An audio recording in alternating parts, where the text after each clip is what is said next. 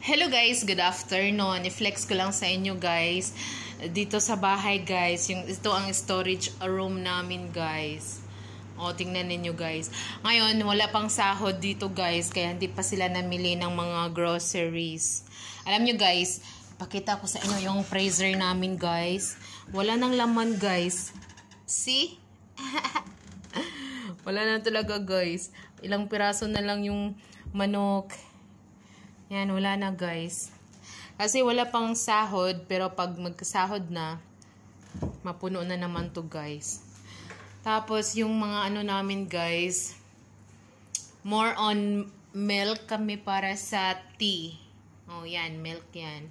Ito lang guys, wala na talaga. Oh see? Baka mamaya guys, mag ano na sila, mag shopping. Thanks for watching.